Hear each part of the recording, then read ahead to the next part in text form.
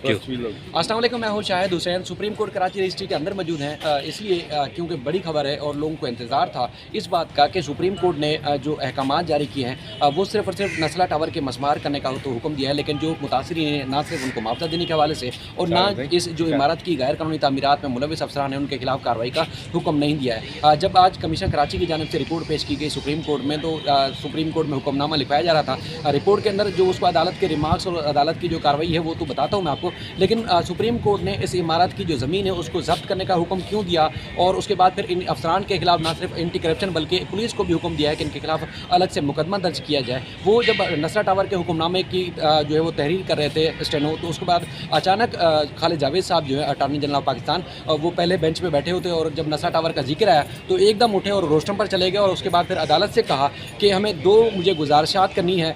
वो दो गुजारिशात मेरी सुन लें, उसके बाद फिर जो आपका दिल चाहे चीफ जस्टिस का वो उसका हुक्मनामा कर दीजिएगा। उन्होंने कहा कि एक तो सिंध हुकूमत कह रही है कि चीफ जस्टिस ने या सुप्रीम कोर्ट ने हमें जो जिम्मेदारान हैं यानी कि SBCA के अफसरान हैं या दीगर जिन लोगों ने NOCs दी, बिल्डिंग प्लान की मंजूरी दी, उनके खिलाफ चूँकि हुकूमत अदालत ने हुक्मनामा जारी नहीं किया इसलिए उन अफसरान के खिलाफ या जिम्मेदारान के खिलाफ जो है कार्रवाई नहीं हो सकती। दूसरा उन्होंने अदालत से कहा कि जो बिल्डर है उसने इन मुतासरीन को मुआवजा देने का कोई बंदोबस्त नहीं किया है, तो लिहाजा जो इमारत की ज़मीन थी जो कि एक्चुअल ज़मीन थी उसको अदालत ज़ब्त करने का हुक्म दे और सिंध हाई कोर्ट के ऑफिशियल असाइनिंग को हुक्म दे कि वो ज़मीन ज़ब्त करें और इसी ज़मीन की जो ज़मीन जो है वो इसको फ़रोख्त करने के बाद फिर उन मुतासरीन को जो इलाटी से उनको रकम अदा की जाए। चीफ जस्टिस ने कुछ उनसे सवाल करने की कोशिश की, लेकिन अटॉर्नी जनरल पाकिस्तान ने कहा कि सिंध हुकूमत इस तरह कार्रवाई नहीं करेगी और उन्होंने कह भी दिया कि अदालत ने हुक्म चूँकि दिया नहीं है तो इसलिए हम कोई कार्रवाई भी नहीं कर सकते, तो लिहाजा अदालत ही इलाटीज़ को रकम वापस दिलवाने और उसके बाद फिर जो जिम्मेदारान हैं उनके खिलाफ कार्रवाई का हुक्म दे। फिर चीफ जस्टिस ने हुक्मनामा लिखवाया, चूँकि पहले लिखवा चुके थे और स्टेनो भी हट चुका था, तो अदालत ने फिर हुक्मनामा जारी किया। उसमें दो बड़ी बातें उसमें खासतौर पर लिखवाई गई हैं। एक तो जो DG SPCA समेत जो उस वक्त से लेके यानी कि जो इमारत की से पहले जो NOC से और जिन लोगों ने बिल्डिंग प्लान की मंजूरी दी उनके खिलाफ एंटी करप्शन को हुक्म दिया है कि DG SPCA और दीगर जो अफसरान थे उन सब के खिलाफ जो है एंटी करप्शन का मुकदमा दर्ज किया जाए, इनके खिलाफ फौरी कार्रवाई की जाए। इसके अलावा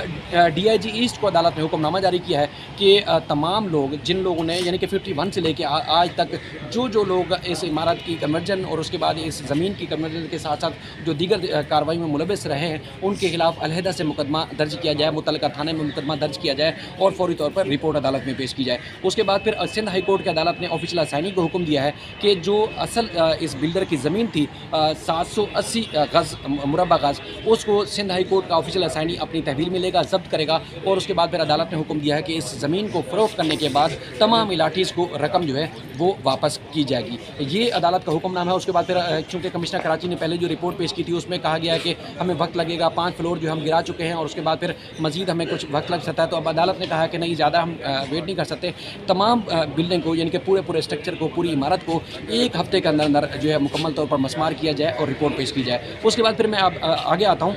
ये तो कार्रवाई है और आगे आता हूँ कि हुआ क्या है। बुनियादी तौर पर कमीशन कराची की जानिब से रिपोर्ट पेश की गई जिसमें कहा गया कि नस्ला टावर की 5 जो फ्लोर हैं उनको मस्मार कर चुके हैं और उसके बाद फिर मज़ीद जो है कार्रवाई जारी है। 400 मजदूर जो है दिन रात काम कर रहे हैं और कार्रवाई कर रहे हैं। उस पर अदालत ने सवाल किया कि 400 जब मजदूर काम कर रहे हैं तो फिर इस इमारत को तो अब तक मस्मार हो जाना चाहिए था, ख़त्म हो जाना चाहिए था। दुनिया में कई बड़ी इमारतें होती हैं और वो मिनटों में जो है वो ज़मीन बोस कर दी जाती हैं, तो यहाँ पर जो है कोई कार्रवाई क्यों नहीं की जा रही। तो उसमें उन्होंने कहा कि एक तो जो है SBCA रुकावट डाल रहा है हमारे काम में और उसके बाद फिर कंट्रैक्टर से चीफ जस्टिस ने चूँकि रिपोर्ट पढ़ते हुए कहा कि क्या